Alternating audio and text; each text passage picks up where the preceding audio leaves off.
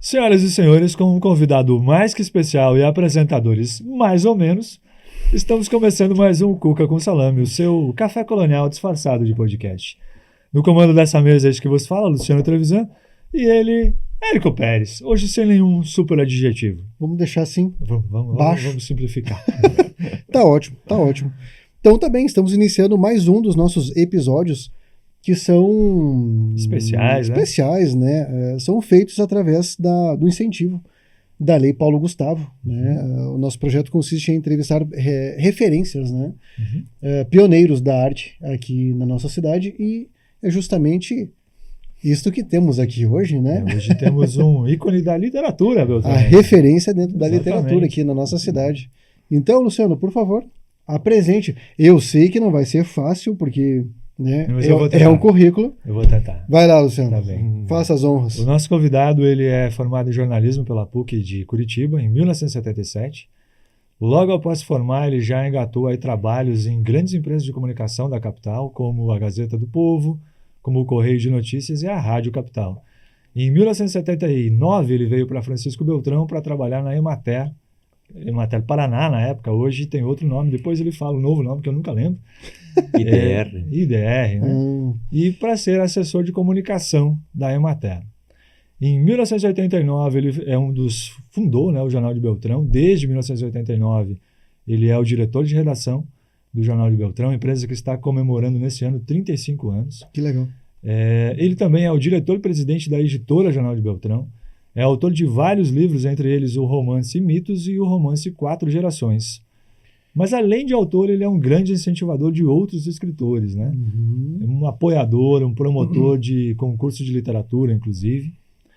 Ele também coleciona aí 2 títulos que são difíceis de se obter, né? Ele é cidadão honorário do Paraná, título que ele recebeu em 2006, e é cidadão honorário de Francisco Beltrão, que ele recebeu ano passado, em 2023. Ele também é considerado o maior especialista no tema Revolta dos Poceiros de 1957. Ele já produziu muito material a respeito e já deve ter entrevistado aí centenas de pessoas sobre esse tema. Nós estamos falando do filho mais velho da Dona Idolinda, do esposo da Dona Irma, do pai da Camila, do Bruno e do Adolfo, do avô, da Lavínia, do Marlon, do Caetano, do Felipe e do Arthur. Opa! Nosso professor de jornalismo do Sudoeste do Paraná, Ivo Pegoraro. Seja bem-vindo, Ivo. Obrigado, Luciano. Obrigado, Érico. É muita referência aí, mas as coisas acontecem aí. Nada foi inventado, né? Parece. Nada foi inventado, tem que ir atrás, né? Tem que ver o que não vem por acaso, né, Ivo? Eu acho que talvez porque, não sei, cada um tem sua missão aí, a gente tem que encarar, né? Ver se leva jeito, mesmo às vezes não leva, mas insiste. Às vezes vai na insistência, mas vai, né? Também. Muito bom, muito bom. É uma honra ter o Ivo aqui, porque o Ivo, de fato, é uma grande referência, e eu concordo muito com o que o Luciano falou, no sentido de ser um grande incentivador, né? De fato, né, Ivo? Acho que tu sempre está procurando novos escritores, sempre incentivando as pessoas a escrever. Érico, quando eu imaginei de escrever um livro, aí cada vez que eu via um comentário sobre livro, novos autores, eu ficava com medo, assim, será que já escreveu aquilo que eu queria? E demorei para aprender que é impossível um escrever igual ao outro, cada um tem uma época, tem um estilo, tem um tema, né? E por isso que eu vejo que quanto mais gente escrever, melhor. Porque depois que você escreveu, é uma riqueza para as pessoas, é para quem fica, né? É uma coisa trabalhosa, então não tem perigo. Por isso que quando eu vejo alguém escrevendo, querendo escrever, eu dou força. Poxa, eu não consigo fazer, então que bom se você fizer. Eu já não dou conta do que eu quero fazer. Imagina se alguém puder ajudar, muito melhor. As pessoas vão agradecer, a sociedade toda vai agradecer. Com certeza, com certeza. Mas vamos conhecer, depois a gente vai entrar nesse lado mais apoiador da literatura, mas vamos conhecer um pouco do menino Ivo, né? O Ivo é o filho mais velho de uma família de 7 irmãos. Que lembranças você tem da infância, Ivo? Ô, Luciano, Depende do momento, da ocasião, você lembra de uma coisa ou outra, né? Agora, no geral, assim, eu até escrevi esses dias sobre meu pai, que era caminhoneiro, e eu, quando grande, ia ser motorista de caminhão de reboque, né? Homem de caminhão de reboque. Isso aí a gente morava Cacique, Dobre, no interior, né? Então tem algumas lembranças assim, que a gente ia no mato, tinha guaviroba, tinha toras e tal, né? Depois fomos para Lagoa Vermelha, aí eu lembro bem da convivência maior, porque daí tinha minha tia da minha idade, outras tias mais velhas, tinha mais vizinhos, né, mais próximos. Foi o tempo que eu comecei a estudar, né, Colégio das Irmãs, que eu gostei muito, e morávamos perto do hospital, onde fui hospitalizado também, junto com o pessoal. Uma vez uma sobremesa que a vovó serviu fez mal para muita gente. Essas coisas eu lembro. E eu lembro muito do meu avô. Eu tinha 5 para 6 anos e ele mandava comprar cachaça para ele. E um dia, não sei como é que foi, eu caí e quebrei o litro da cachaça. Mas um tempo depois eu fiz a primeira comunhão, né? E daí quando eu voltei no dia antes da primeira comunhão, que fui me confessar, daí, ei, que pecado contra pro padre. Daí eu disse, não sei, o padre não pediu nada, e o vovô disse, contou que quebrou o litro da cachaça. O vovô entregou. Depois, com 8 anos, eu fui morar na casa do meu outro avô, do meu avô paterno, e foi a primeira vez que eu senti o drama que é uma criança sair de casa, né? Quando aconteceu com a Lavínia, minha neta, a gente foi com ela para Blumenau e eu senti nela o que eu tinha sentido na mesma idade dela, né? Uma coisa que marca muito a gente, né? Mas foi o tempo que eu comecei a olhar para as meninas, né? Opa! Até então eu ia ser padre, porque meu pai era muito ligado aos padres, né? E eu acompanhava ele no coral da igreja também. Mas depois vi que começou a mudar. E depois, aos 9 anos, fui para Pai e Filho, onde estavam meus pais, na agricultura. Aí comecei a entender o que é o trabalho da roça e gostei muito. Então, lembranças tem bastante. Foi onde eu conheci a Irma também lá. Foi aí, Que idade tu tinha? Eu tinha 9 anos, né? Com 9 anos você conheceu? 9 anos. Então, cedo. Mas é uma história interessante, né? Como, Ivan? Onde que vocês se conheceram e como é que começou esse namoro, né? Pois é, veja, Luciano, então, como eu falei, até aos 8 anos eu ia ser padre. Daí quando eu saí de casa, comecei a olhar porque tinha uma menina diferente da outra. Quando chegamos em Pai e Filho, um piazinho de 9 anos, mas eu já olhei assim, como é que tá a mulherada aqui? Já deu uma olhada no cenário. Eu já li, essa aqui, aquela lá, essa aqui. Tá. Eu lembro que estava entre 3, né? Mas quem me amarrou foi a Irma, né? Ela era minha colega de 3º ano. Só que depois ela resolveu ser freira, e daí foi pro convento, e daí nós mudamos pro Paraná, e daí separou. Daí aí teve um intervalo, então. Não, e a gente voltou a se encontrar só depois que eu tinha 21 anos, né? Aí que a gente se encontrou, aí começamos a namorar de verdade, e daí eu estava em Curitiba, e daí ela foi para lá também, estudamos juntos. Eu morava na CEL, casa do estudante, e ela na CEL, que é casa da estudante, Universidade de Curitiba, né? Foi um período bom, né? Eu fiz jornalismo, ela fez letras, né? E casamos depois que eu vim para Beltrão. Que história, hein? Pois que história e bem sucedida, né? Que começou tão cedo e resultou numa família aí que já numerosa, né? Já são vários netos, já são 3 filhos, vários netos. 3 filhos e 5 netos. Pelo padrão dos nossos avós, são poucos, né? Porque sim. Da minha mãe são em 7, do meu pai são em 8, dos pais da minha mãe são em 21, né? Os outros são em 15.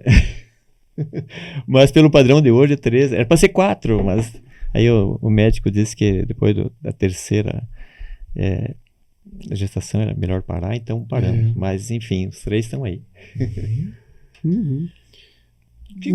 Pode falar. Vai brincar, né? Quem conhece o Ivo sabe que ele é um apaixonado por futebol, né? Sim. Ele é um torcedor colorado, mas mais do que assistir futebol, mais do que acompanhar o time dele, coisa que ele faz, né? Ele acompanha. ele gosta mesmo de jogar futebol. Extremamente famoso por ser jogador, né? É uma paixão aí que beira os limites da razão. Né? Porque, inclusive, aqui no Cuca não foi, acho, nenhuma nem duas que alguém falou sobre o Ivo no futebol, né? Já apareceram comentários. Comentários já surgiram. E aí, Ivo, como é que é essa vida de jogador, hein? Eu já fui expulso de muitos times aí. Expulso não, mas convidado para sair, né? Porque o pessoal não me suporta. Então, o futebol transforma, a gente leva muito a sério, né? Mas começou, veja, até os 13 anos eu não sabia nem como é que era o jogo de futebol. Daí o pai comprou um rádio, começou a escutar jogos da Copa de 66. Pai, o que é? Futebol. O que é? Que jogo é esse? Quantos cada lado? Espalma o goleiro. O que é espalma o goleiro? Não tinha ideia nenhuma. E depois da Copa veio o pai um dia assistindo, ouvindo o jogo. Pai, que tá ouvindo? Tô ouvindo um Grenal. O que é Grenal? Grêmio Internacional. E o senhor torce para quem? Pro Internacional. Eu virei colorado até hoje. Pronto, né?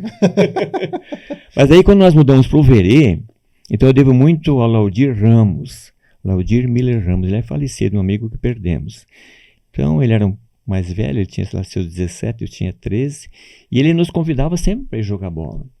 E eu comecei a gostar. E não parei mais, sempre gostando. O pessoal dizia que eu não levava jeito, mas eu gostava, insistia. E depois, quando mudei para Curitiba, também jogava lá. Casa do Estudante tinha a quadra lá, a gente jogava seguido, às vezes futebol também. E depois que eu vim para cá em 79, um dia eu machuquei, dei uma distensão. E eu lembro que o Betinho, o Augusto da Silva, me disse: olha, pelo jeito você vai ter que ficar umas 3 semanas para recuperar. Eu disse: tá louco? 3 semanas de jogar bola? Como assim? Então, sempre foi assim. Depois, claro, porque eu tenho anotado meus jogos desde começo de 1982, e daí eu tenho os períodos que eu não joguei, porque machuquei o joelho, a coluna, natural, extensão. né? O atleta se lesiona, né? Então, nesses quase 43 anos que eu estou anotando aí, eu fiquei 2 anos sem jogar, né? O tempo fica 2 meses, o tempo fica 6 meses, né? Mas senão eu joguei sempre, e até que eu puder, quero jogar. Mas não é por ser bom de bola, é por gostar de bola. Então, para mim, não interessa o time, desde que eu jogue. Então, se você me disser assim, olha, você tem vaga de reserva em tal time e tal, não me interessa. Agora, a piazada tá batendo, eu vou com a piazada. Eu quero correr, porque me faz bem. Para mim, me faz bem jogar, né? Faz bem. Veja, no outro dia, a água vai bem, o que você tomar vai bem à noite também, né? Você se sente mais leve, não sei, é uma coisa nesse sentido que eu gosto, que eu pratico, e sempre que eu puder eu quero jogar. Não, mas é algo que brilha consideravelmente para ti, né? Tem esse problema que, não sei, durante o jogo a gente se transforma, Deus você vê coisa errada, você fala, o pessoal não gosta, né? Porque tem um problema, o que eu vejo o problema é o seguinte: a diferença de um jogo com juiz, com técnico, daí você segue aquelas regras e tudo bem. Agora, uma pelada, cada um é o dono do time, cada um é o juiz. E daí, às vezes, o cara te dá um empurrão, te derruba. E Deus, não, foi jogo de corpo. Tem coisa assim que daí você reclama, você fala, né? Para de reclamar. Então, às vezes, fica. Daí é o seguinte, aí você diz: não, então eu não vou falar nada. Só que chega uma hora e eles começam a abusar. Você estoura, né? Então não adianta. Mas já aprendi também. Eu acho que o jogo vai ter sempre. Ter jogado. Uma dificuldade que tem acontecido é por causa do jornal, né? Que ele fecha mais tarde, é difícil sair de lá antes das 8 horas. Daí a gente perde muito por isso, né? Sim. Mas senão eu já teria jogado mais. Então, dos jogos que eu fiz, que eu anotei, a média que deu para mim é um jogo a cada 10 dias. Não é recomendado, deveria que ser mais, né? De semana eu jogo 2 vezes. Até 3 às vezes, mas às vezes fica um período sem jogar, né? Às vezes também chove bem na hora do jogo. Também não dá, né? Se você quiser ver o Ivo decepcionado, é chuva no final da tarde no dia de jogo. Pode estar aquela melancolia. Pode estar um período de seca e aparece a chuva no dia do jogo, ele tá bravo. Acabou ele tem uma piada boa sobre a primeira e a segunda coisa que ele mais gosta, né? Eu escrevi até que a segunda coisa que eu mais gosto na vida é jogar futebol, né? E a primeira, até esses dias que eu passei para angioplastia, daí o pessoal preocupado, porque, sério, angioplastia, olharam aqui por dentro e disseram, não, tem coisa grave aqui, se não fizer por um instante, aí você vai morrer. Mas eu fiquei contando piada, o pessoal lá vendo com a minha família, como é que ia fazer e tal, né? E daí eu brincando, falei, doutor, o senhor sabe? Eu falei essa, né? A segunda coisa melhor da vida para mim é jogar bola. E a primeira, o senhor sabe? Ele não quis responder. Eu disse, a primeira é jogar bola com chuva. Ele disse, eu tinha pensado besteira. Mas isso já dá uma dimensão, né, do interesse do rapaz por essa atividade. Realmente, acho que está extremamente claro, né? O quanto ele gosta. E seguindo nesse rumo de paixões, tem outro elemento aí que o Ivo também é apaixonado, que é o jornalismo. Como que começou, Ivo, a paixão pelo jornalismo? Olha, Érico, quando nós mudamos do Realeza para o Verê, eu era apaixonado por Realeza, pela agricultura. Quando o pai vendeu o sítio lá, eu chorei. Eu não queria, quero voltar para lá, quero. Mas daí, abri o ginásio no Verê e minha mãe disse, não, vamos lá fazer. Eu disse, mãe, eu já parei. Não, vamos junto. 5 quilômetros longe, a pé, e ela ia conosco, né? A mãe tinha 37 anos naquele tempo. E eu voltei a estudar, fiz o ginásio. Naquele tempo, o padre Sérgio, que era o vigário, começou a me emprestar uns livros. Eu comecei a ler Machado de Assis, José de Alencar, esse pessoal, e comecei a gostar. E aí, já comecei a imaginar, poxa, mas com aquela história que a gente tinha, que veio de lá, que eu tinha deixado minha namoradinha, pensei, vou escrever sobre isso. Aí que começou a vontade de escrever, né? E até eu tenho um diário lá, mas eu fazia todas as letras invertidas para o pessoal não entender e tal, né? Mas daí que eu comecei a pensar, mas quem escreve? Professor ou jornalista? Meu pai disse, não, mas jornalista não tem ninguém na família. Mas eu disse, não, mas eu acho que o jornalista escreve mais. Daí que eu decidi. Eu cheguei em Curitiba, já não tinha mais vestibular na Federal, mas fui na Católica, por sorte me inscrevi e passei. E comemorei muito quando, já no período de estagiário, publiquei minha primeira matéria assinada sobre o Grêmio Maringá, o grande, novo, foi campeão naquele ano, em 77. E pensei, puxa, é um desafio agora eu viver do jornalismo. Uma coisa que me realizou. E até hoje, não me arrependo da opção que eu fiz. Até hoje, a melhor coisa é fazer reportagem, é escrever, né? Tem muitas atribuições aí que a gente tem que também assumir, né? Mas se fosse para escolher, eu faria todo dia reportagem e redação, né? O que realmente... Mais uma das paixões do Ivo, né? Sim, com certeza. Isso é visível também. E como é que foi esse tempo, Ivo? O tempo de faculdade, você falou que você morou na casa do estudante, mas como é que você se mantinha lá, né? Quais eram as atividades lá em Curitiba para viabilizar o curso, né? Um problema é que o curso era de manhã, e daí eu tenho até hoje a carteirinha do Banestado que eu passei, outros concursos que eu passei, mas era 8 horas. E aí comecei a fazer vendas. E depois veio o concurso na casa do estudante, eu fui lá. Lá era bom porque você pagava 1/4 do salário mínimo. Você tinha cama, mesa e roupa lavada, tudo, né? Então era bom, né? E então isso me ajudou. E depois apareceu uma vaga no concurso nos Correios. Aí eu trabalhava à noite, 6 horas à noite, né? Então, nossa, quando eu saí do Rio Grande, eu falei para ele, não sei quando é que eu venho, porque agora vou falar, né, tudo. Mas daí quando foi lá por junho, fui para lá, né? É importante, né? Opa, tem dinheiro para passagem, né? E depois eu continuei nos Correios até que apareceu o Correio de Notícias no último ano. Aí eu fiz o estágio no Correio de Notícias. E aí que eu comecei realmente praticar o jornalismo. Porque eu não tinha noção antes do que é jornal, para meu sonho era para escrever, né? Sim. E aí tive que aprender também um pouco de televisão, um pouco de rádio. Depois que eu entrei na Emater, a Emater tinha rádio, a Emater teve programa de televisão, também tem até hoje, né? O programa O Homem e a Terra, gostei muito de fazer aquele programa. Mas ainda naquele tempo de Curitiba, depois tive uma experiência na Gazeta do Povo, né? foi curta, porque depois apareceu essa vaga na Emater, e trabalhei também na Rádio Capital. A Rádio Capital tinha um programa bom, uma proposta diferente. Tudo que o locutor falava era escrito, né?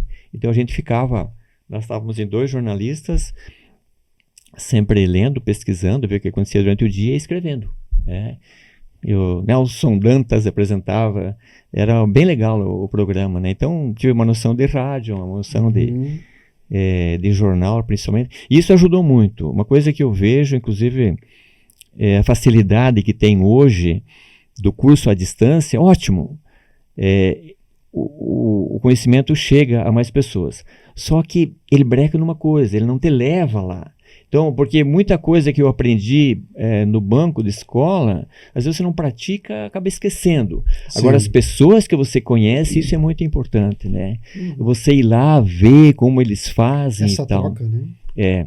Então, tem coisas que eu aprendi naquele tempo, não aprendi muito, porque a faculdade é rápida, né? E eu, com pouco tempo, de lá 2 anos depois, já vim para cá, mas tive uma noção boa. E sempre esses contatos se mantêm, até hoje tenho amigos de lá e isso ajuda.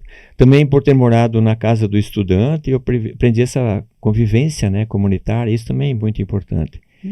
Então, me ajudou, né? Foi uma coisa que marcou na minha vida. Né? Provavelmente, né? Você vinha, digamos assim, de uma vida só no interior, né?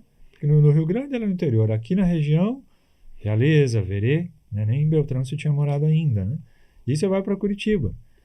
E já para uma vida diferente, né? Por uma convivência na casa do estudante, que é muito diferente do que morar em casa, né? Claro. Conhece muita gente, inclusive você tem amigos teus, ou acho que o Pessutti você conheceu na casa do estudante. É o tempo que ele era o presidente e eu era o Relações Públicas da casa. Foi vice-governador, né? Sim, assumiu também como governador, né?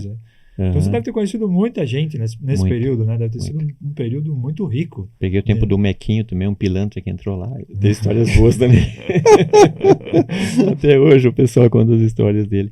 Mas, enfim, eu acho que ir nos lugares, conhecer, isso ajuda muito. Eu acho que é para todas as profissões assim. Aí que tá, tu adquire muito mais experiência vivendo a coisa, né? Certo. Eu gostava de psicologia também, uma coisa que você é especialista nisso, né, Érico? Que eu li muitos livros sobre psicologia e teve um tempo que eu até pensei, puxa, eu podia fazer psicologia. Mas é um campo bonito. Mas o que tem é assim, né? Tem às vezes várias opções, só que você tem que escolher né? Tem que escolher uma, né? E a vida é curta ainda pra gente. Não, é verdade. Se desse pra gente fazer tudo que... Não dá, né? Seria muito bom. Mas realmente, né? Isso é muito real, né? Vamos pensar no próprio curso de psicologia, né? Temos aqui na cidade. Mas quando você vai fazer um estágio, muito provavelmente tu tem algumas limitações, que numa cidade maior você vai ter... existiram muitas outras opções. Sim. Mas enfim, claro, você dá um jeito, né? Agora eu concordo muito contigo, tu tem que correr atrás e é importante viver as experiências, né? Tu ir até o lugar, vivenciar, isso é fundamental, né? Tá certo. Estamos nos aproximando da vinda do Ivo para Beltrão, então, Luciano? Pois é, ele se forma em 77 e em 79 vem para Beltrão para trabalhar na Emater. Sim. Você pode falar um pouco desse trabalho, como era, né? Você já mencionou antes que você gostou do trabalho no campo, né? No momento em que você trabalhou. E depois você teve essa oportunidade de trabalhar num órgão totalmente relacionado à agricultura. Né? Mas também uma coisa diferente que aconteceu contigo é que a maioria das pessoas que trabalhou na Emater encerraram a carreira na Emater. Né? Sim. E você não, você chegou num momento da vida que você saiu da Emater. Quando talvez você já tivesse estabilidade lá. Né? Então você abriu mão de algo que era muito seguro. Por quê? Pois é, veja, tem coisas que... Eu não sei por que elas se encaixam de um jeito, porque quando eu optei por jornalismo, o meu pai disse, não, faça veterinária ou agronomia, fazer jornalismo, depois vai para São Paulo, para o Rio. Se você fizer veterinária ou agronomia, você volta aqui. Mas eu insisti e um dia encontrei o Ângelo Garbossi, um amigo aqui do Verê, e daí contei para ele, e ele disse, não, tem concurso lá, me levou e tem vaga pro Sudoeste. Eu pensei, deve ser Pato Branco. Não, é Francisco Beltrão. Pô, vamos ver. Aí, quando eu falei para ele, eu disse, olha, tem vaga na Emater. Em vez de eu trabalhar todo dia, porque eu levantava às 5 da manhã, ia para a rádio, e à tarde ia para a Gazeta do Povo, e dia de jogo ficava até às 10 da noite. Sim. E assim era a rotina de segunda a segunda, quase. Só tinha domingo de manhã livre, porque a Gazeta circulava todos os dias. Eu disse, então, aí o que tem? O meu trabalho vai ser de 8 horas, tem que ir para o interior, mas o trabalho é de 8 horas, o salário que vai ter lá é melhor do que os 2 que eu tenho aqui, e aí nós podemos casar. Daí ela concordou. Então, teve aprovação. Então, aí eu gostei do trabalho aqui, porque eu estava sediado em Beltrão, mas eu fazia todo o Sudoeste. Fazia o programa de rádio, e depois veio, em 87 veio a televisão, mas a função do assessor regional de comunicação é procurar ajudar os técnicos na comunicação. Eles tinham muitos programas de rádio, né? Faziam textos para jornal também, enfim, ajudar na comunicação deles. Então eu percorria toda a região. Isso me ajudou a conhecer melhor o Sudoeste, né? Inclusive a história da revolta aí também, que estava ainda muito engasgada naquele tempo, as pessoas não falavam, 79, né? Sim. E depois que eles começaram a falar mais, e eu acho que nesse sentido foi uma coisa também que veio assim, que não estava programado também, não sei, sobrou para mim, né? Inclusive quando veio 87, nos 30 anos, aí eu apresentei a proposta lá para fazer alguma coisa nesse sentido. O pessoal, pois mas não tem nada a ver com agricultura. E aí, quando a equipe vinha para cá, eu programava, dizia, tem uma entrevistinha aqui, vamos lá, tarde de Walter, pecuário. Dando um jeito de puxar a galera da revolta. Agora, o Luiz Prolo, tá bom. Aí eu segurava as fitas aqui, depois editei, e aí saiu aquele documentário, que tá até hoje, foi meio roubado, assim, né? Mas eu consegui entrevistar boas pessoas, né? Então, eu não sei, tem coisas, às vezes, né, Érico, né, Luciano, que a gente pensa, eu quero aquilo, e não consegue. Mas tem outros que a gente não imagina e acaba acontecendo. Então, são coisas que eu não imaginava ter conseguido isso, desse envolvimento. E foi uma coisa que me fez bem. Eu acho que fez bem a outras pessoas, porque elas queriam soltar. E uma coisa que depois, até eu pesquisei mais para fazer o 4 Gerações, e fui lá para a região do Contestado também ver como é que foi aquela história. E a de grande diferença que eu vejo é que aqui teve um período que o pessoal usou até por maldade. Não, você perdeu, eu ganhei. É meio relativo isso também, né? Mas, seja como for, aqui morreu pouca gente. E as pessoas estão se entendendo aí. Um casa com a filha do outro, o filho do outro, a filha do outro. As famílias convivem, aí tudo bem, não ficou trauma nenhum, ao contrário de Santa Catarina. Lá teve muita morte, inclusive... É engraçado, aqui você fala da revolta, as pessoas têm histórias para contar, e contaram muitas e contam ainda. Agora lá não, lá tem gente que mora lá nem sabe do que aconteceu, porque aquelas pessoas estavam lá, a maior parte morreu ou fugiu de lá, então foi muito triste lá. E aqui, uma coisa que eu tenho comigo, que é o grande exemplo que essa revolta deixou, foi a união das pessoas, né? Porque lá eles se revoltaram achando que aqueles caboclos simples do campo iam derrotar o exército. Pode derrotar uma batalha, mas uma hora vai perder, né? E aqui o pessoal tentou fazer isso, fez umas emboscadas. Depois os outros disseram, olha, não é por aí. Então juntaram as forças do pessoal do interior, do pessoal da cidade, já com outras experiências, né? E o exército também, sabendo que foi muito criticado pela atuação dele lá, e também com canudos, né? Então o exército já veio para apaziguar, né? Então também o período foi melhor aqui, né? Então, vocês falam que eu sei bastante disso aí, mas eu queria que mais gente soubesse ainda. Perdemos mais pessoas, né? Eu acho que nós temos que fazer mais gente pesquisar também, se envolver nessa história. Popularizar ela mais, né? Ainda voltando ao tempo da Emater, Luciano, eu aprendi bastante de agricultura daí, né? Porque toda semana você está fazendo reportagens sobre agricultura, e daí eu me permitia também de participar de curso. Tem uma palestra, eu ouvia toda a palestra, tem um curso, vamos acompanhar, vamos ouvir eles, né? E eu já tinha vindo da agricultura, que eu trabalhei até os 19 anos, já tinha uma noção. Peguei aquele período também de melhoria da produtividade, né? O pessoal cuidando das melhores sementes, melhor conservação de solo, melhor adubação, tudo isso eu acompanhei, né? Até esses dias a gente estava comentando a diferença que tem de certas coisas que são conservadoras e difícil para mudar porque não tem resultado. E então você fala assim, veja a mudança do agronegócio. né? Quem produzia 80 sacos de milho hoje produz 500, né? A soja duplicou até mais a produção, a produtividade. E agora não foi fácil também. Teve caso, até estavam falando esses dias, de um filho que voltou formado e, pai, agora assim, o jeito que o senhor planta ali pode melhorar, vamos... O pai, não, meu avô sempre foi assim, eu assim, e vai seguir, não vai mudar. Assim. Aí fizeram uma experiência, ele pegou uma parte, o pai dele outra parte, ele mostrou na prática que dava melhor resultado, né? Então, mas quanto que aconteceu disso? Então, assim, na agricultura que em tão pouco tempo evoluiu tanto e apresentou tantos resultados, as pessoas hoje concordam com isso, mas tem certas coisas que é difícil mudar. Muito bem, muito bem. E é mais ou menos por aí, então, Ivo, que se inicia o processo de construção, formulação do JB, né? Como que isso aconteceu? Como que essa semente germinou, Ivo? Veja, em 83, faleceu o Romeu, que era aquele japonês que representava aqui o estado do Paraná. Aí apareceu aquela vaga e eu e o Baggio nos candidatamos e pegamos a representação.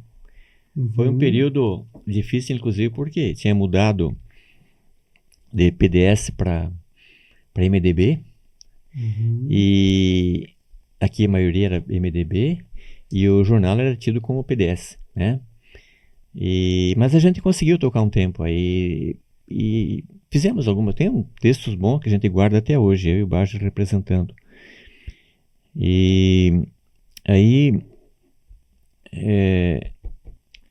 Mas esse era qual jornal, Ivo? O jornal do Estado do Paraná, de Curitiba. Depois ele fechou, né? E a gente começou naquele tempo já se encontrar e dizer, olha, mas Beltrão precisa de um jornal melhor. Porque a proposta do jornal que tinha naquele tempo era assim, de publicar os atos oficiais das prefeituras e pôr fotos e algumas matérias na primeira e última página e pronto, né? Acabou. Então a gente começou desde aquele tempo, desde 83 começamos a falar sobre isso. Mas aí não tinha apoio e tal, mas fomos conversando. Teve uma proposta depois de 86, quando se elegeram deputados aí, o Haroldo aqui, o Nereu e 2 vizinhos, eles faziam esse jornal. A gente, inclusive, eu e Edgar Marchetti corremos a região, aí visitando prefeitos, olha, querendo fazer um jornal melhor e tal. E daí falaram até em montar gráfica e tal, mas depois desistiram, ficou assim. Aí, em 88, o Baggio se elegeu vereador, ele disse, agora fazemos. E nós já tínhamos começado o Trago e Prosa, né? Trago e Prosa já existia. Começou um ano antes, né? Um ano antes. Naquele tempo tinha bastante jornal de bar, né? E o nosso Trago e Prosa era para ser frente e verso, estava tudo pronto, já fazia arte ali, era demorado, não é que nem agora, né? Sim. E daí um dia eu voltei de Palma e disse, olha pessoal, frente e verso já existe. Puxa vida, e agora? Tudo feito aqui. Daí que veio o Trago e Prosa, que marcou época aí, né? E um ano depois saiu o Jornal de Beltrão. E aí nós começamos, nós nos juntar, né? E daí foi que 89, era para ser no começo de 89, acabou saindo o dia 1º de maio, né? Então tinha eu na Emater, o Baggio e o Claudinei na Rádio Educadora, o Itamar na TV Sudoeste, o Quintino e o Jacir, eles tinham saído da Assessoar, eles estavam na nossa Terra Fértil, porque ela produzia a Folha do Sudoeste. A partir de 87, nós começamos a produzir a Folha do Sudoeste aqui, porque antes eles mandavam as matérias para Curitiba e no sábado diziam, opa, como é que saiu o jornal? Não tinha ideia, né? Então a gente passou a diagramar o jornal aqui, já mandar ele pronto. Então a gente tinha uma estrutura já com 83 nós queremos a Terra Fértil. E em 87 nós reativamos a Terra Fértil para fazer a Folha do Sudoeste. E aí nós começamos fazendo, aquele tempo a gente, com o Trago e Prosa, a gente fazia Garota Trago e Prosa. E daí, com o lucro de um evento que a gente fez da Garota Trago e Prosa, nós pagamos a primeira edição do jornal. Foi assim que a gente começou. Mas o pessoal gostou da proposta, né? E aí a gente começou a se empenhar, né? E ele começou a crescer, né? Sim, sim. E estão de aniversário agora, né, Luciano? 35 anos no dia 1º de maio. 1º de maio. Então, acho que foi uma coisa que deu certo. Nesse ano também, nesse período também, como o Luciano falou que eu acabei saindo da Emater. Então, veja, a coisa começamos a gostar da coisa, né? E a gente sentiu que tinha campo para isso. Sim. E daí a Emater teve um problema político, a partir de 86 mudou o governo lá, e daí eles começaram a perseguir, não, esse aqui é esquerdista, tira daí. Sim. Daí comigo aconteceu o contrário, disseram, não, mas esse cara tem o jornal, aí ele vai ajudar o pessoal da direita, aí vão tirar esse cara. E transferi minha função para Cascavel. Eu disse, não, então eu saio. Daí eu saí, né? Então por isso daí fiquei só no jornal, né? Sim. Até hoje. Aí que tu decide sair. Eu fiquei até lá. Eu acho que foi uma coisa boa que aconteceu, né? Então, eu me realizei como jornalista aí, eu acho, não sei, tentei fazer a minha parte aí, eu acho que a gente vê pela proporção de outras cidades aí que Beltrão sempre merece melhor, merece mais, né? Claro. Mas eu acho que a gente pôde, porque dentro das condições a gente pôde fazer o possível aí. Aí que a gente viu que o jornal começou a crescer e cabia mais edições, só que a gente tinha aquele problema de fechar o jornal um dia, ter que ir na gráfica no outro dia, entregar no outro dia. Aí que nos deram a ideia de fazer SCA. Nós precisamos comprar uma gráfica e tal. Então faz SCA. Aí, como é que é isso? E a gente foi aprendendo, e as pessoas nos ajudaram. Tenho 200 aqui, tenho 300 aqui, foi juntando. A gente conseguiu comprar uma impressora, daí começou a fazer o jornal. Imprimir à noite, entregar de manhã, e tudo aquilo nos ajudou, né? Então, foi crescendo. E é muita história, né?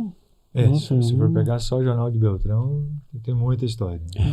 Mas acho que uma coisa, né, nesse período em que o jornal foi criado, e logo depois começou a brotar tentativas de fazer jornal por aí, né? Surgiram muitos jornais na região, mas nenhum durou, né? Só o Jornal de Beltrão é que chegou até hoje, né?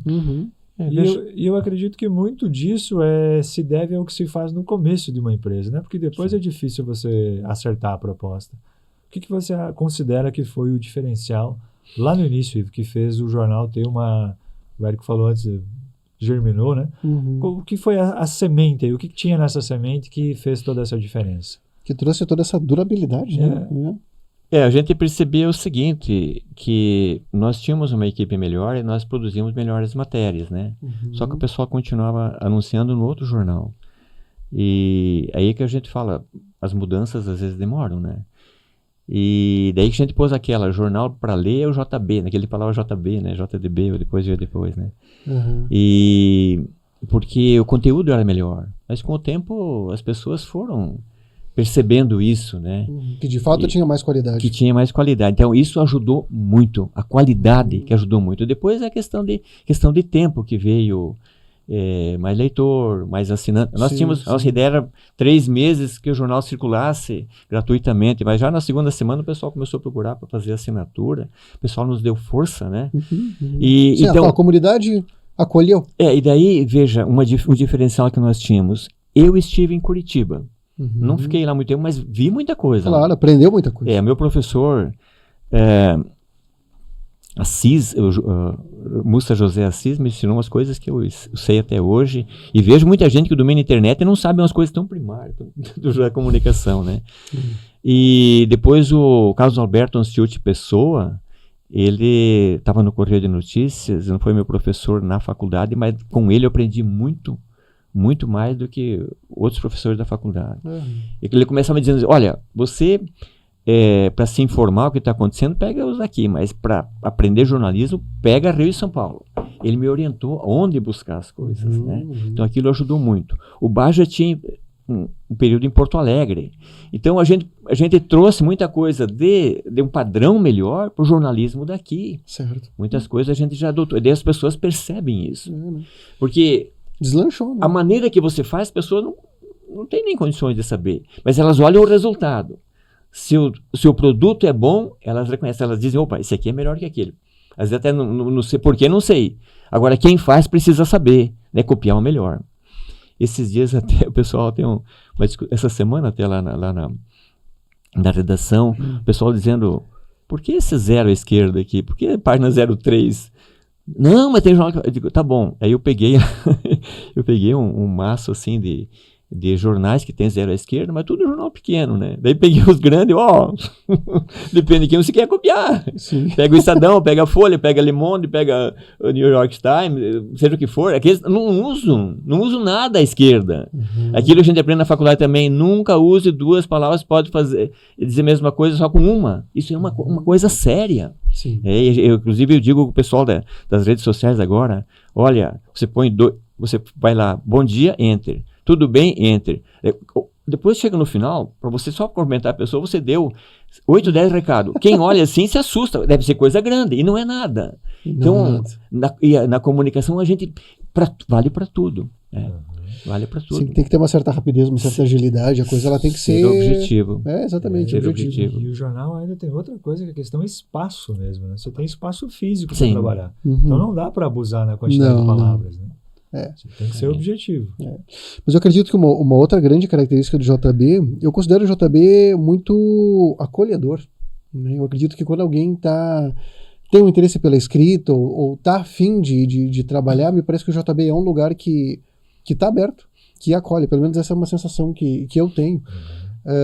Eu sou muito grato ao JB, sou muito grato ao Trag Prosa, né? Primeiro porque eu conheci o Luciano aqui através do Trag Prosa, né? Foi aí que iniciou a nossa amizade, né, Luciano? E ali que eu comecei a ensaiar um pouquinho da minha escrita, assim, lá quando era bem guri, assim.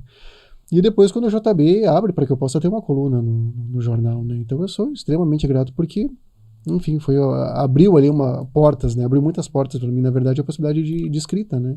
E vejo que isso acontece com mais pessoas, né? Quem está disposto a escrever e que vocês identificam que é algo legal, vocês acolhem, né? Uma coisa que eu considero marcante foi logo no começo, um dia veio uma crítica para um texto do Baggio, que o Baggio tinha escrito, né? E daí o pessoal disse, Baggio, te defenda aqui. E ele disse, não, publique, depois eu me defendo. Não sou diferente dos outros, né? E foi o que ele fez. E a gente procurou sempre ser assim, procurar estar a serviço da comunidade, né? Agora, não tomar partido, dizer não, porque a gente vê assim, tem órgãos de imprensa, eu vi outros jornais que aconteceu isso. Daí o cara não sabe se cuida do jornal. Às vezes tem a loja que financia o jornal. Daí a loja concorrente não pode anunciar nele, sabe? Ele começa... Então, nesse sentido, a gente foi independente nesse sentido. O jornal é da comunidade, né? O fulano é o nosso melhor amigo, mas aconteceu uma coisa ruim com ele, o que eu vou fazer? As pessoas querem saber o que foi. Eu tenho que ver como é que eu conto, mas tenho que contar. Então, nesse sentido. E batalhamos sempre para ter espaço para contar essas histórias. Então, uma coisa que nos levou também a nos empenhar no jornal, porque a gente via o seguinte, o outro jornal dependia 80% de recursos públicos, né? E 20% do restante. Nós vamos inverter isso aí. E conseguimos. E é possível. Então, quer dizer, se você está muito dependente de algumas fontes, secaram aquelas fontes, você foi, né? Agora, se você tem muitos... Hoje, por exemplo, a gente tem mais de 1.000 cobranças por mês, né? Quer dizer, mais de 1.000 clientes, né? Então, um pouquinho cada um, que é aí que mantém. Dá mais trabalho, precisa de mais gente, mas dá melhor estrutura também, né? E aí procurar, deixar que todo mundo escreva, né? Quando os colunistas também, nós damos oportunidade para todos. Agora a gente sempre fala, olha, não sei se você é um Érico, que você vai continuar escrevendo sempre, falhando alguns períodos, mas depois volta. Quer dizer, esse é escritor mesmo. Porque tem alguns que escrevem um pouco e desistem, né? Sim. Porque alguns dizem assim, pois mas se o fulano escreve, eu escrevo também. Então, tudo bem, tá aí. Então, alguns ficam, outros não, né? Então, a gente dá oportunidade para todos, né? Não tem preferências, né? Então, realmente é e torcemos que apareça sempre, né, gente? Que sempre tenha gente querendo escrever, né? Porque é uma dedicação, né? A pessoa que escreve tem uma responsabilidade. Também ela sente uma necessidade de se comunicar, né? Isso. Mas, ao mesmo tempo, ela diz, poxa, mas tenho que cuidar para não me prejudicar, né? Não me comprometer, né? Porque as pessoas são exigentes, né? São exigentes. Uma pode não saber isso, a outra não sabe aquilo, mas na soma de todas as pessoas, elas sabem tudo. Né? E tu tem que estar sempre muito atento, né? Eu me recordo de um texto que eu publiquei e que o título do texto ele era um pouco polêmico, digamos assim, né? E eu vi muitas pessoas criticando somente o título, que se você fosse ler, você entenderia o porquê do título, mas simplesmente já vinha a crítica e tem que estar preparado para isso também, né? Mas aí tu vai aprendendo, né? Tu vai aí desenvolvendo um jogo de cintura para não cair nessas armadilhas aí, Sim. conforme tu vai avançando, né? Mas, Ivo, qual tu diria que, ao longo de todos esses anos, qual tu diria que é a grande contribuição do JB para a comunidade? Destacar uma, não sei, mas eu acho que ele contribuiu para tornar a imprensa escrita com mais acesso para todas as pessoas, né? E também contribuiu para essa coisa muito boa que nós temos aqui. Trabalhou junto para a união da nossa classe aqui, né? Nós temos aí a BI Sudoeste, que já passou dos 30 anos, vai para 32 agora, né? Foi uma coisa boa que aconteceu, né? Então, e daí não tem assim um dono do Jornal do Beltrão. Somos em mais de 200 acionistas lá, né? Então não tem assim dizer alguém lá e bater na mesa, tem que ser assim, não. Eu acho que é assim, mas o outro acha que é diferente, né? Então eu acho que também contribuiu nesse sentido. E contribuiu também nessa difícil missão aí de construir alguma coisa em sociedade, né? Cooperativismo, né? Sim. Porque se fosse fazer a gente já viu naquele tempo também que tinha cidades com vários jornais, mas hoje não tem nenhum, né? Então, pequenas propostas. Então, o jornal não é meu, eu faço parte do jornal, o jornal é da comunidade.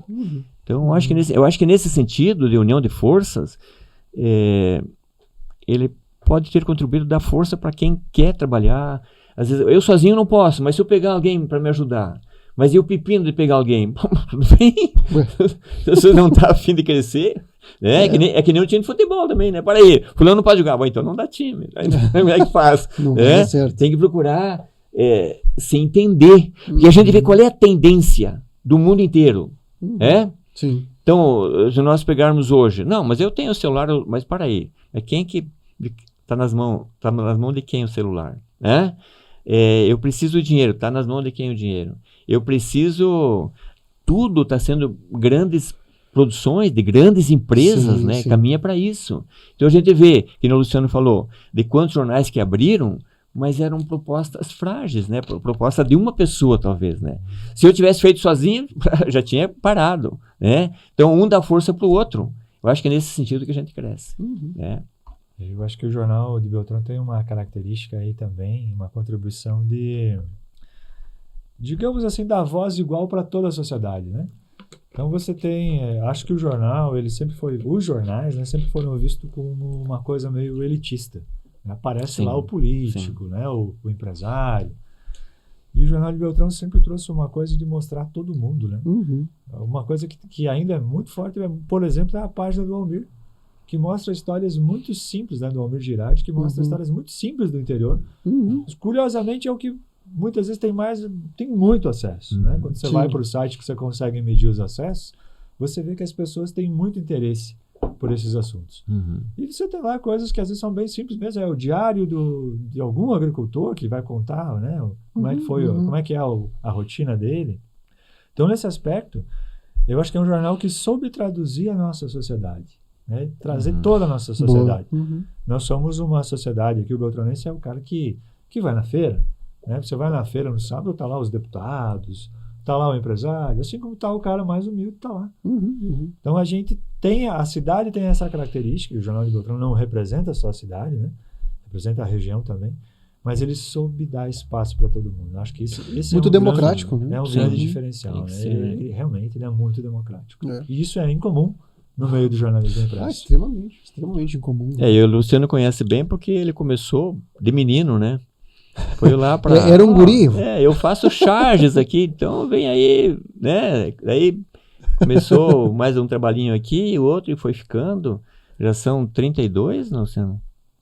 Quase? Desde o final de 92, né? Quase 32 anos aí, né?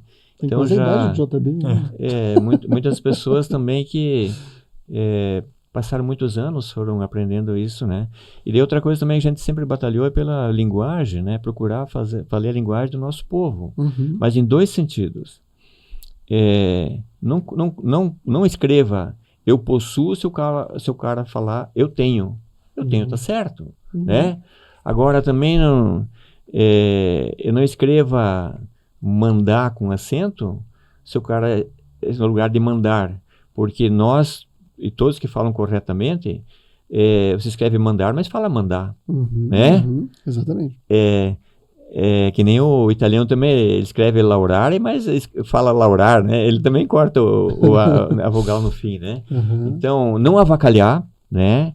Sim. Uma coisa, até uma bronca que eu tenho agora, eu tenho repetido o seguinte, que as pessoas falam muito, não, a gente faz isso, a gente faz aquilo, tudo bem, põe a gente, agora também não encha de agente, né? Porque daí a pessoa que falou diz, mas para aí, você me avacalhou, né?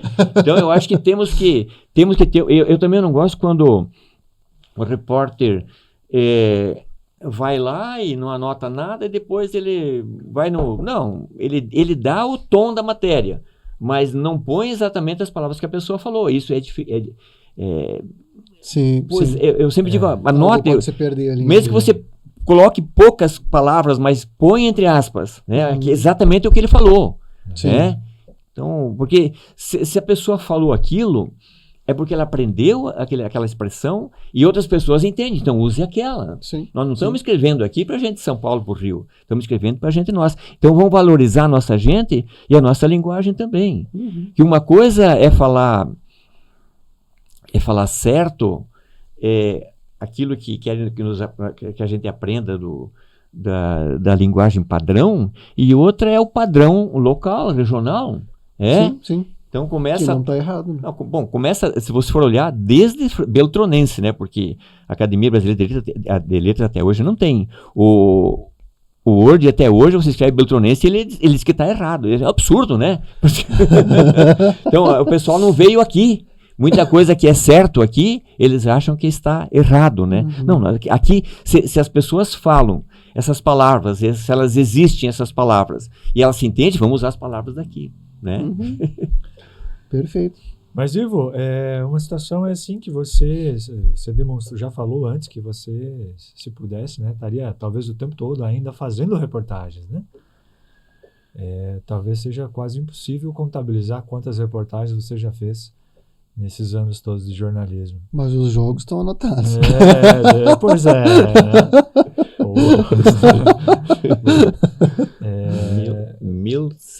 1581. Olha aí. Esse foi o jogo de ontem. Jogos. Mas nesses anos todos, depois a gente volta aí. Qual teria sido, talvez, a reportagem mais marcante que você fez, Ivo? Luciano, eu acho que eu não tenho uma, assim, que eu vou dizer que eu destaquei essa, né? Mas eu acho que mais marcou para mim foi essa série de reportagens sobre a revolta dos poceiros. A soma de um com o outro. Eu acho que o que me ajudou bastante também, porque eu fui ouvindo um, ouvindo o outro, lendo, me informando, e eu sempre fui assim para ver assim, o que o senhor viu, o que lhe aconteceu, o que o senhor disse, o que o senhor ouviu, né? Porque é muito comum e as pessoas às vezes não se interessam tanto pela história, porque dizem, fulano lá participou, sabe tudo. Daí ele vai lá, ele quer mostrar que sabe tudo e fala muita besteira. Porque ele quer contar toda a história e ele não sabe. Porque a gente percebe muito assim, que teve pessoas que moravam num sítio e vieram para a cidade naqueles dias, não sabiam muito bem o que era, e voltaram para lá, e não tem muita informação. Tem gente que daqui da cidade também, que até hoje, tem poucos, mas ainda tem, pergunta, fulana, como é que é? Ela não tem noção, porque não... É que nem você pegar uma pessoa simples hoje e perguntar e falar para ela, pedir para ela falar de alguma coisa que está acontecendo no país. Ela até hoje tem mais informação, mas não tanto. Então isso ajudou para a gente ir mais direto na pessoa e ver o que ela confirma e não confirma. E conforme o que ela diz, a gente pensa, não, isso aqui já está, né? Para aí, aonde o senhor viu? Como é que foi? Né? Daí é interessante quando você vê assim. Eu lembro aqui da dona Yurko, a avó da Michele Arenza. Daí, tá bem, não conversei com o marido dela. E daí, mas seu marido não foi lá? Não, ele foi, mas depois ele voltou para casa com o pé quebrado, machucado. O que foi? É que daquelas placas lá, uma caiu no pé dele, machucou o pé dele, dele não pôde entrar nos escritórios. Então essas coisas ajudam muito. E daí outras coisas também. Mas os seus filhos, quando é que nasceram? Esse aqui nasceu em setembro, esse aqui... Essas datas ajudam muito. As mulheres, essas datas ajudam bastante. Os homens, às vezes, chutam bastante. Né? Sim. Chutam bastante. Então, nesse sentido que eu acho que a gente precisa ir para todos os temas, a gente ir aprendendo a ir afunilando as coisas. Eu acho que não precisa você encher páginas e páginas, mas aquilo que você escrever que seja mais realmente mais fundamentado. Sim, né? sim, mais então, para mim, eu acho, né? Luciano, que a melhor reportagem que eu fiz foi nesse sentido, né? Foi somando uma coisa com outra. Muito bom. Pois é, e assim, você nega, mas é tido como o principal especialista hoje nesse tema, né? Que é a Revolta dos Poceiros de 1957. Mas você só pôde relatar aquilo que as pessoas te falaram, né? Então, é quase uma investigação, porque você vai comparando o que um fala com os documentos que existem, né? Mas se você pudesse ter participado de alguma maneira, ter coberto algum fato da revolta de 1957, dos muitos que aconteceram, em qual deles você gostaria de ter estado, para ter acompanhado, fotografado, essa registrado? Pergunta foi boa, hein? Agora o guri veio. Também aí tem vários, né? Mas se puder escolher um só, eu queria dar uma volta na praça ali, ver aquele pessoal todo, né? Até eu quero fazer um romance disso aí, né? E eu começo por aí. O que tinha de cada detalhe aí. Porque é interessante, veja, a participação na rádio, convocando o pessoal, eles se juntando ao redor da rádio. E depois o pessoal das companhias provocando, né? E eles recebendo também incentivo. Não, para aí, vamos mostrar força, que se espalhem, não fiquem aqui. O Dr. Val dizia, vamos tomar conta da cidade, né? Então, a coisa é grande. Depois o Exército, quando veio, levou o pessoal das companhias lá para o aeroporto, isso é importante também. E eu acho que a parte mais interessante, uma parte muito interessante também seria quando o Exército foi levar o pessoal das companhias, que todo mundo passou por jagunço, né? Mesmo quem era funcionário do escritório passou por jagunço, mas enfim, o pessoal das companhias. E eu acho que foi mais uma medida de estratégia muito sábia. Eles disseram, vão lá no Pedro Volta que nós vamos passar por lá. E ali onde está a saída agora, o início da Dom Agostinho, ali no Trevo da Catane, a gente fala, né? Então todo mundo foi para lá. Mas eles saíram pelo Morro da Antena, né? Para desviar. E o pessoal tava com a garrucha e a espingarda engatilhada, aquele desgraçado que teve lá em casa, que era, né? Agora eu vou matar esse cara. Então foi uma medida muito sábia que eles tiveram, né? Porque tudo bem, um ou outro ia se vingar, mas ia custar muito caro isso aí, né? Então foram... Mas o todo... Eu acho que as reuniões também que eles tiveram foi muito importante, né? Aquele grupo de pessoas, porque ninguém estava preparado para isso. Mas eles foram vendo o que acontecia, né? Então, eu acho que se eu tivesse hoje, eu ia gravar muita coisa ali com tudo que eles falavam, né? Com tudo que eles falavam. Muito bom. Luciano, o que você acha de nós irmos agora para o lado da literatura? Vamos lá? E aí, Ivo, vamos pelo comecinho, então. Quais foram os livros que te inspiraram, Ivo? Que livros assim que tu te recorda que dá para se considerar como inspiração, como pontapé inicial para a tua escrita? O pontapé inicial foi Machado de Assis e José de Alencar, os dois ali, né? Não sei dos dois qual que eu li primeiro, mas era eles dois ali que eu lia, né? Inclusive eu vejo... E daí eu li vários outros lá até eu tenho um caderno lá anotado que eu anotava os livros que eu lia cada ano, né? Sim. Cada mês. E depois eu vejo alguns escritos daquele tempo, eu vejo assim, puxa, mas eu tava muito viajando, né?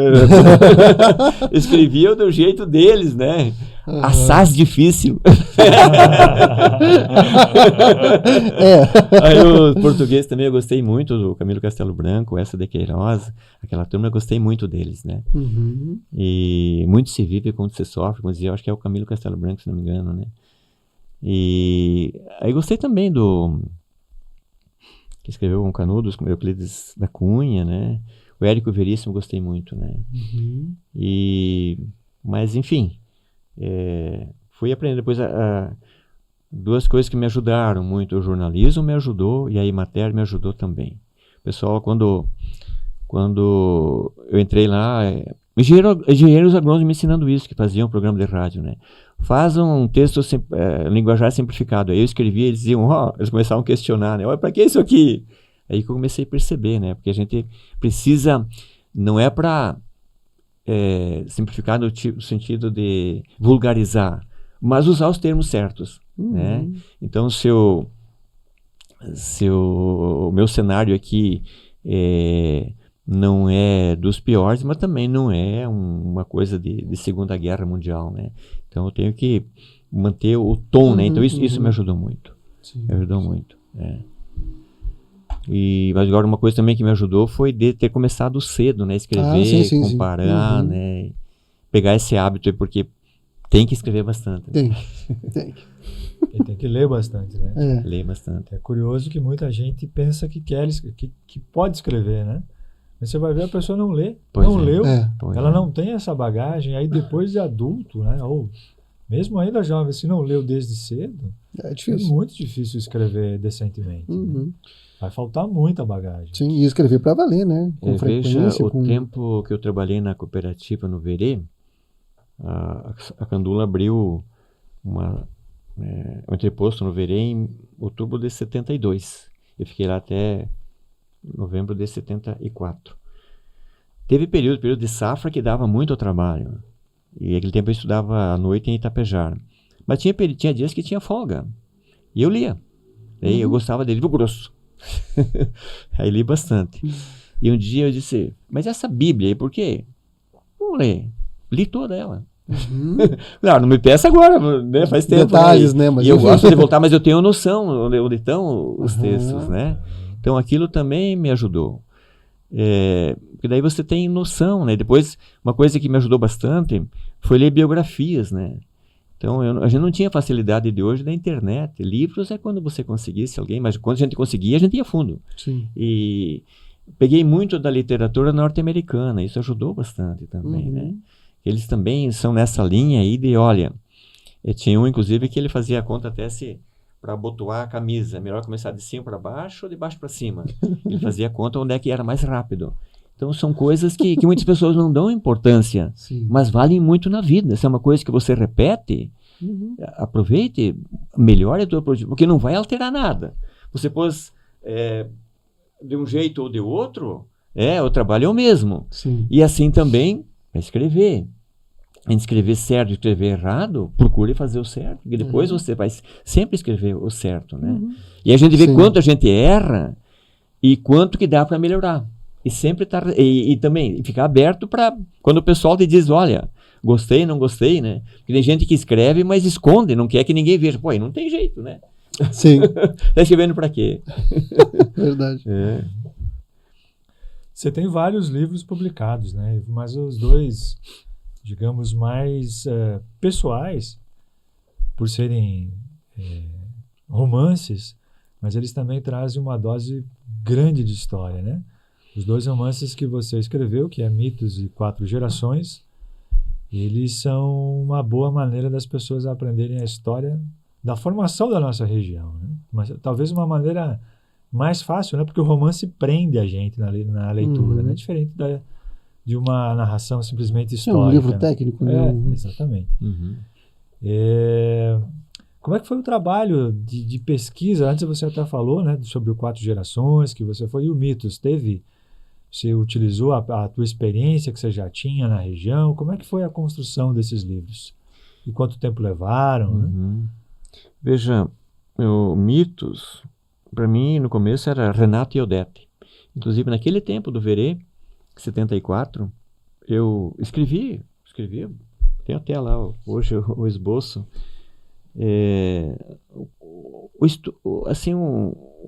o resumo do romance, né? Como é que eu imaginava, né? A história do Renato e Odete. E daí até eu dei para a professora Verônica, ela está em Itapejara hoje, e daí ela disse, olha, está bem começado, se você der mais uma burilada aí, quem sabe sai alguma coisa que presta, né? E eu fui para Curitiba, daí fui aprendendo, e naquele tempo da Emater que eu comecei também a pesquisar muita coisa sobre isso. porque eu vi que ele se encaixava nessa modernização da agricultura, essa mecanização agrícola. Ele foi encaixando as coisas.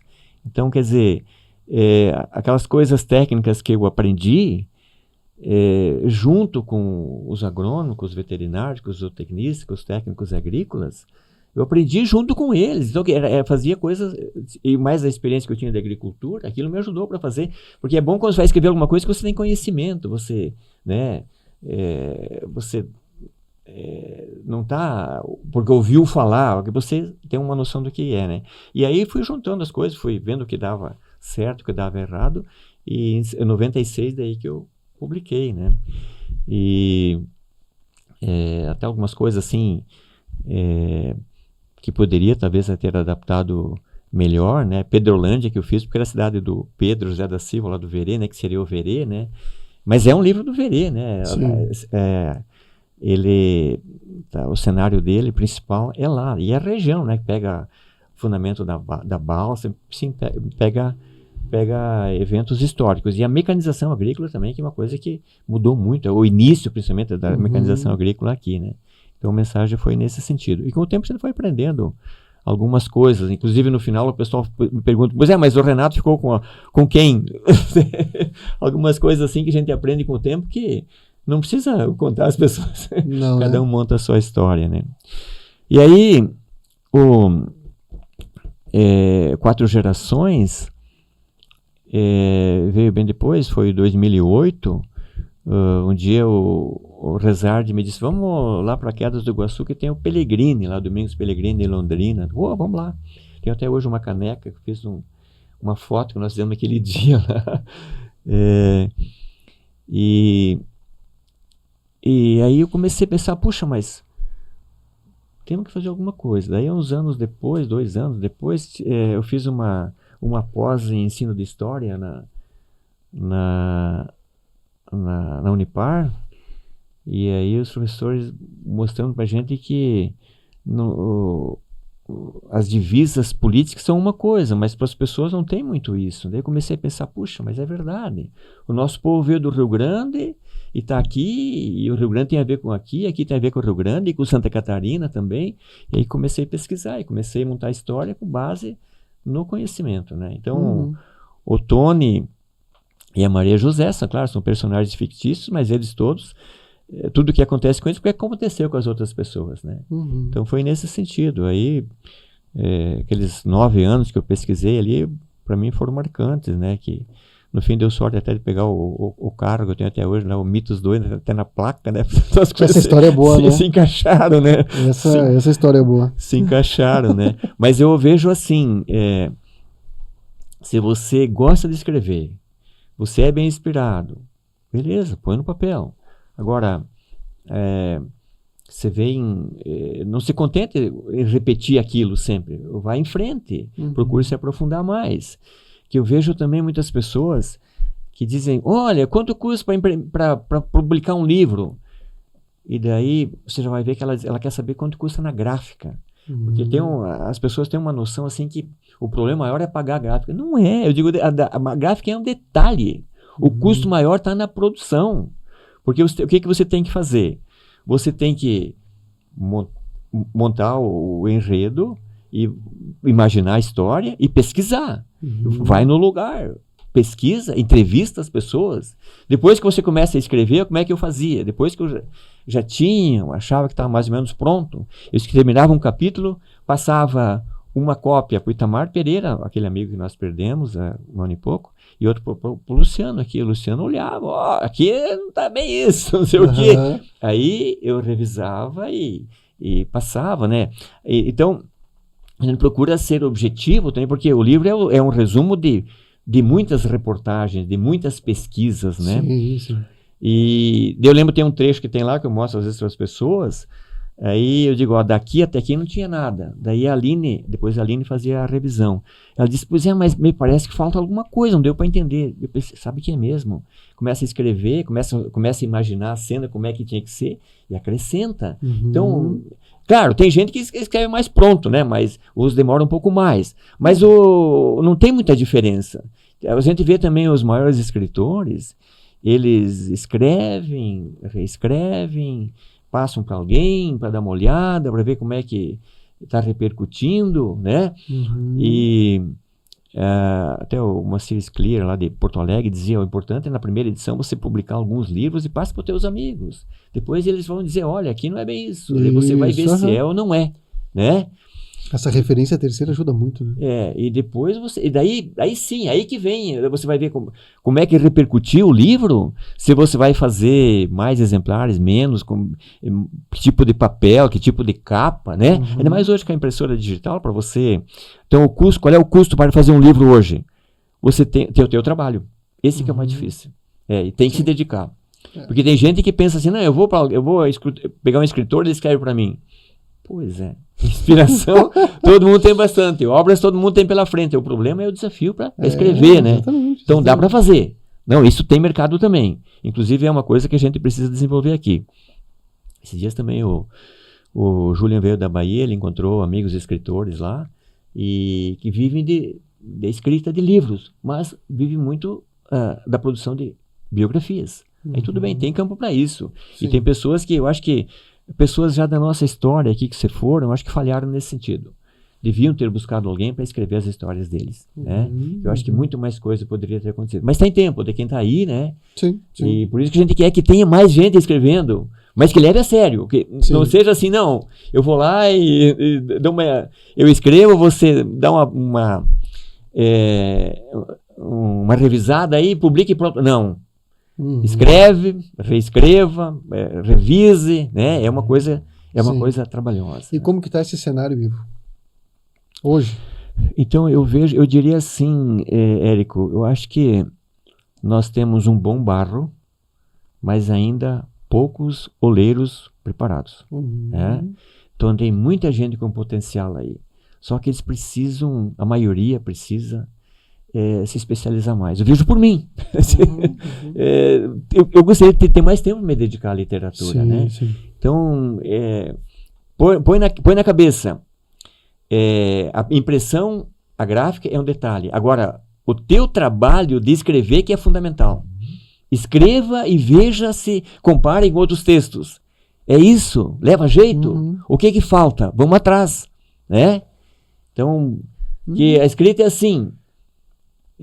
Muitas vezes falta informação, mas muitas vezes sobra, né? Então a gente tem que diz que escrever é cortar a palavra, né? Então escreva, depois veja, para aí, isso aqui foi o quê?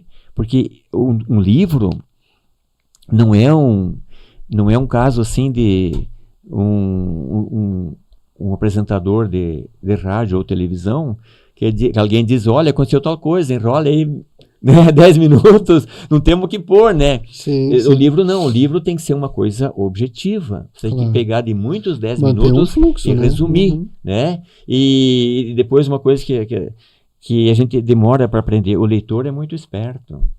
Veja, enquanto você lê um livro, quanta coisa que você fica imaginando. Você leu 2 palavras, você já quer... Já imagina o fim, né? E o leitor é assim, então você tem que ver aquilo que é essencial. As informações que você acrescenta que realmente desequilibrem ele. Porque se você vai fazer o óbvio, aí já eles não tem graça. Sim, verdade. É uma coisa apaixonante, mas é uma coisa que desafiadora. Né? Então, mas eu vejo, como eu pus até no 4 Gerações, nosso povo é rico em história e romance. Vamos trabalhar ele. Que daí tem outra coisa também. Se a roupa que você usa, o alimento que você tem, os medicamentos que você usa também, tudo que você tem, se for de qualidade, você não se importa se foi o vizinho que fez, se foi feito em São Paulo, né? Se for de qualidade. E a literatura é a mesma coisa. Então, tem gente que diz assim que, pois mas não domina nem a pontuação. Não. Se você não domina nem a pontuação, nem a acentuação, olha, o leitor vai dizer: puxa vida, esse cara não estudou nem a pontuação, vai querer me ensinar o quê? Né? O leitor é muito exigente. Claro que é. É muito exigente, é nesse sentido. Verdade. Vamos para outro assunto? Vamos. Nossa, mas... Vai adiante, Luciano. Mais um. Pois é. Tem bastante, hein? Teria para vários episódios, né? Sim. Mas nós também precisamos ser relativamente objetivos. Também, né? Ivo recebeu 2 grandes honrarias, né, Ivo? A cidadania honorária do Paraná, em 2006, e 2023 a cidadania honorária de Francisco Beltrão. O que essas homenagens significam para você? Ô, Luciano, uma coisa que eu nunca imaginei na minha vida receber isso, né? Eu sonhei já em receber prêmio de literatura, assim, nunca recebi. Mas tá em tempo, né? Tá em tempo. Mas me surpreendeu, né? Eu acho que eu levei a sorte de ser escolhido, que veja, no Cidadão Honorário do Paraná, que foi um projeto do deputado Litro, de 2 vizinhos, ele homenageou gente que veio de fora do estado. Então eu faço parte dessa grande leva que veio do Rio Grande, uma parte parou em Santa Catarina, depois veio para cá, né? Então eu acho que eu represento essa gente, represento o meu pai, os amigos do meu pai, aqueles outros que nem o pai não me conheceu, mas que tem uma origem semelhante, e tanta gente aí que veio do Rio Grande do Sul, que veio de outros estados também, né?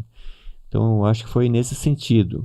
Então eu acho que eu levei sorte de representar essas pessoas, assim, porque não é tipo assim, se você pegar um super atleta, só ele faz aquilo, né? Não, esse título poderia ter sido dado para outras pessoas também, né? Então foi nesse sentido. E aqui do Cidadania Honorária de Beltrão, eu não sei, apesar de todas as minhas broncas no futebol, aí o pessoal, tem gente que não sabe disso, né? Tem que aproveitar, né? Quando a fama não chegou.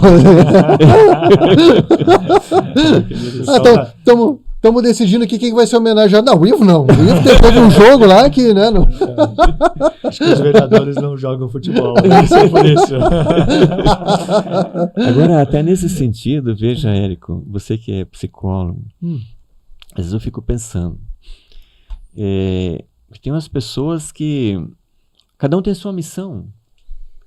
E quem nos fez e quem nos pôs nesse mundo, nos segurou ou nos levou mais cedo, escolheu, não sei, a gente tem que cumprir.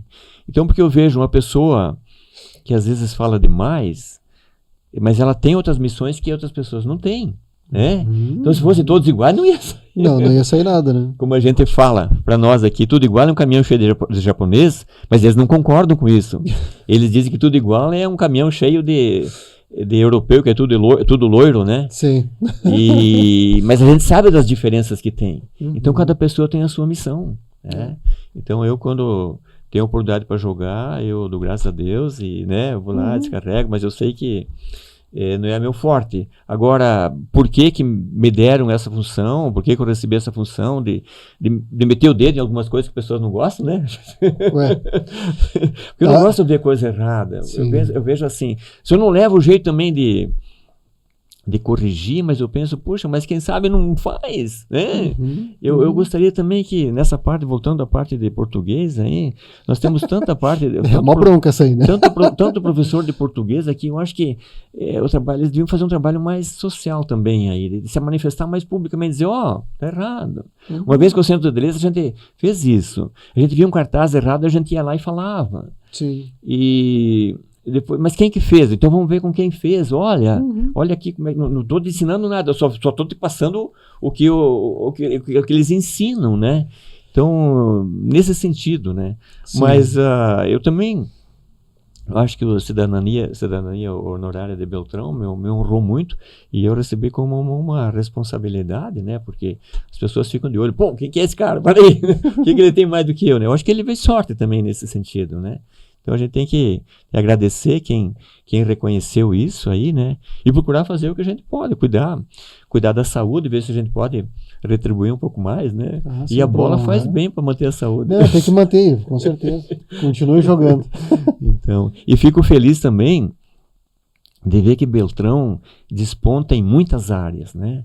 Então isso é bom, né? Porque nos mantém aqui, porque, veja, eu também tive essa opção, eu vi quantos que vieram para cá, com uma proposta de ficar algum tempo e voltar, né?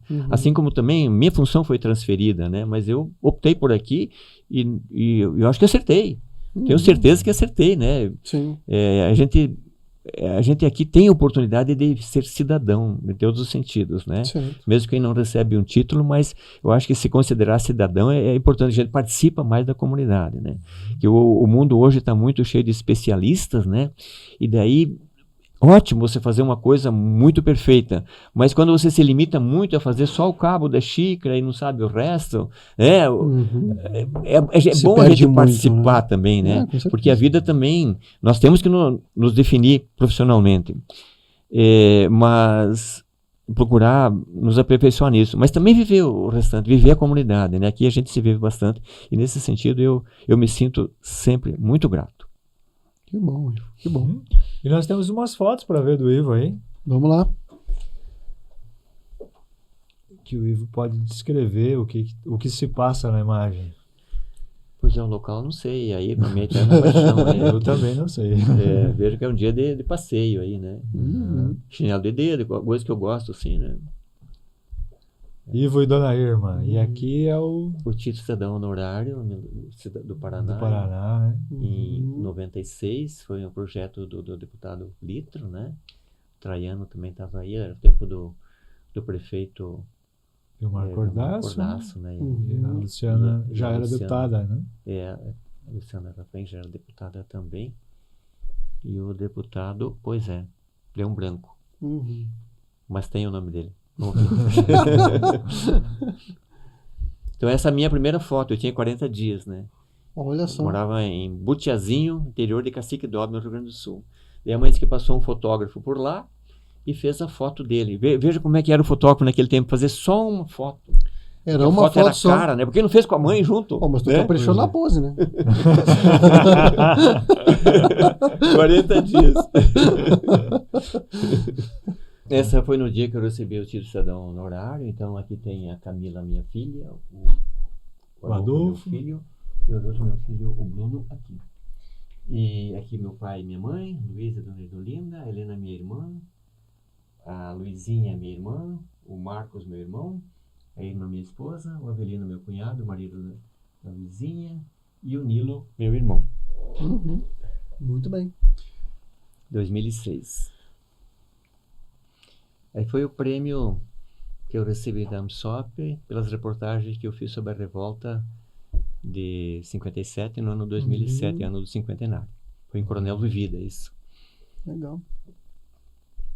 Opa! E esse dia aí, o que é? O que aconteceu nesse dia? Esse aí é tido como um dos dias mais emocionantes da tua vida. O que aconteceu nesse dia? Foi uma surpresa, porque depois que eu fiquei sabendo, foi alguma coisa que o Adolfo aprontou, né? Ele me escreveu.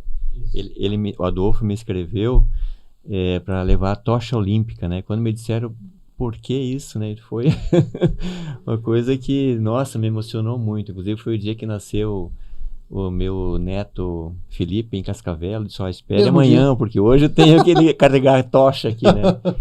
Foi, nossa, é uma coisa que eu guardo muito aí, essa tocha, essa camisa, o calção, o tênis, que me marcou muito. Também foi uma grande surpresa que eu nunca imaginava que ia ter essa honra. Foi mérito do Adolfo, então, te escrever? Foi. Que legal. Ele aprontou comigo. Marcou pontos aí, Adolfo. No melhor dos sentidos. Muito bom, muito bom.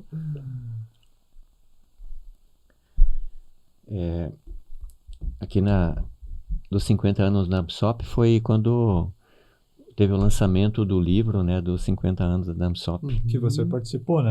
Esse livro foi, não lembro se é escrito por você, mas sim, tem tua participação. A redação final é minha, né?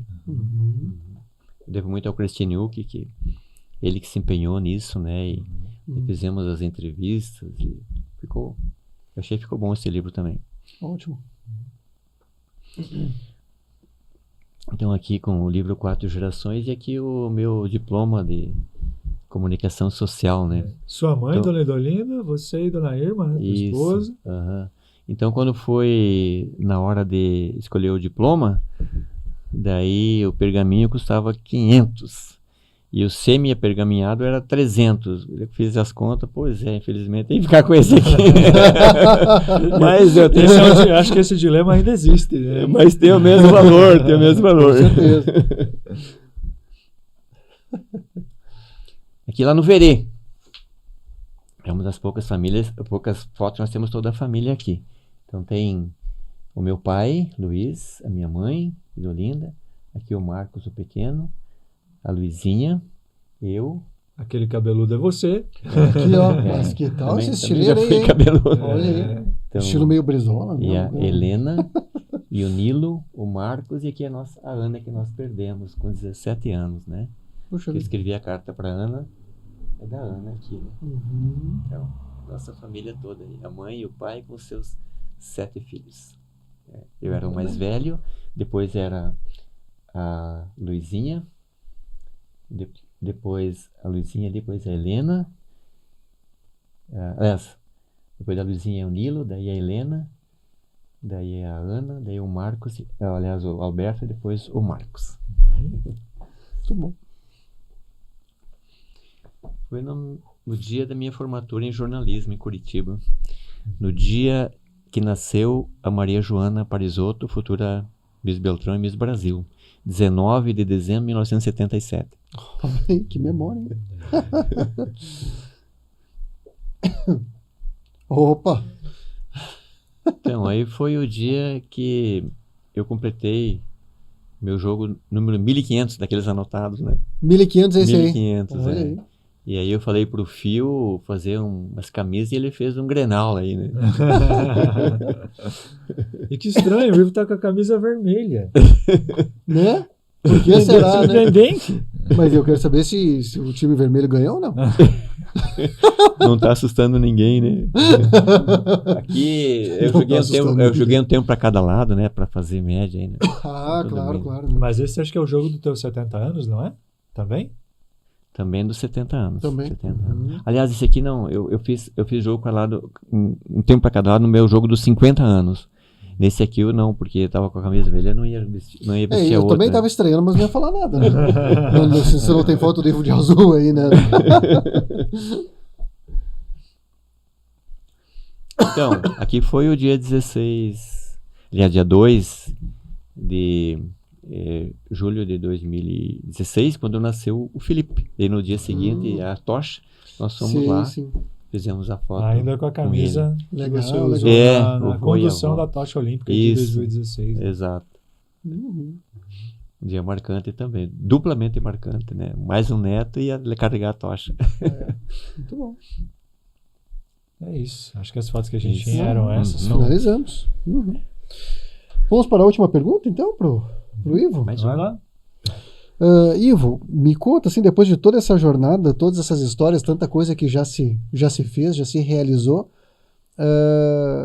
o que guarda o futuro do Ivo? Quais são os planos? O que está à frente?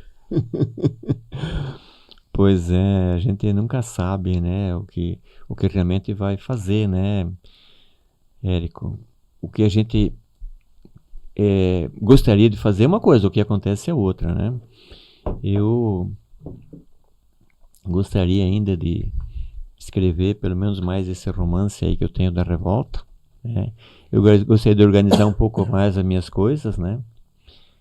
E aos poucos ir me desligando do jornal e ver que ele vai, né? Porque eu também não sou eterno, né? Tenho que ir me preparando para isso. E ver meus filhos, meus netos encaminhados, né? Tendo isso encaminhado aí, eu acho que é o que eu posso fazer, né? Para Beltrão, se eu puder dar alguma contribuição na literatura, na imprensa, e o que eu tiver ao meu alcance, eu quero fazer também, né? Eu sei que nós somos seres limitados aí, né? Já não tem mais muito tempo, né? Mas o tempo que tiver, eu gostaria que fosse com saúde, né? E poder fazer alguma coisa, né? Então, mas também eu já me sinto assim, não posso me queixar, né? Se minha vida for interrompida a qualquer hora, eu acho que eu já me realizei bastante, né? Mas se tiver mais coisas, se eu for confiado a mim mais coisas para fazer, eu estou disposto a fazer. Tá de braços abertos. Braços abertos. Ótimo. Isso aí. Boa resposta. Chegamos ao fim, então, Luciano, deste nosso episódio especial, feito aí, né, com o incentivo da Lei Paulo Gustavo. Completamos, então, mais um deles, né? Tendo aí uma grande referência da literatura aqui, né? Sem dúvida nenhuma, né? Eu acho que tem algumas áreas que a gente até pode pensar quem convidar, né? Mas quando se fala em literatura, não há outra pessoa que possa, na nossa região, porque é uma contribuição muito extensa, espaço, né? Pela história toda, pelo trabalho feito, pelos materiais publicados, né? E muita dedicação, né? Tem muita coisa que a gente não falou, né? Mas aí tem concursos de literatura promovidos, tem muita coisa realmente que incentivaram outras pessoas, né? Se você pegar só o jornal, o que o jornal deu espaço para as pessoas, como você lembrou antes, é difícil de medir até nessa história toda de 35 anos. Mas tem muitas iniciativas aí que a gente sabe que são do Ivo, né? Foram vários concursos de literatura. Claro, ele não fez sozinho, contou com o apoio de outras instituições, né? Do jornal, de outras instituições, mas a gente sabe que é a iniciativa dele. Então, se for pensar em alguém que contribuiu para a literatura, não tem como competir, né? É Ivo Pegoraro. Exatamente. Esse episódio é uma espécie de agradecimento, eu diria, né? A toda a contribuição à comunidade, à nossa sociedade aqui beltranense, né? Por ter esse registro é algo de extrema importância. Então, ficamos muito contentes em poder estar promovendo isso através do nosso podcast. E que episódio rico, que episódio completo, assim. Uma sensação de dever cumprido. Exatamente. Obrigado, Ivo, pela presença. Muito obrigado, Ivo. Né, pela disposição por estar aqui e por partilhar com a gente as tuas histórias. Eu agradeço a vocês e agradeço também quem viabilizou esse projeto do Paulo Gustavo e espero que façam mais. Eu já, inclusive, um dia falei em Curitiba, no encerramento do concurso de literatura, eu disse, olha, eu acho que vocês deviam dar prêmios também para os paranaenses. Fazer um concurso só entre os paranaenses, porque o concurso é muito bom, beleza, nível nacional, mas daí vai premiar paulista, carioca, mineiro, gaúcho, e nós precisamos ter alguma referência. Quais são os nossos, as pessoas que nós podemos seguir? Então eu acho que temos o Paraná, assim como eu falei que a nossa região aqui é rica em história e romance, o Paraná também. Mas nós precisamos, como a gente viu, como a gente vê, de gente que trabalhe. E trabalho tem custo. Né? Exatamente. Então, tem um preço. Agradeço vocês, mais uma vez, a Lei Paulo Gustavo, e a todos que fizerem o possível para enriquecer a nossa literatura e a nossa cultura. Ótimo. Muito bom. Muito bem. Finalizamos. Então.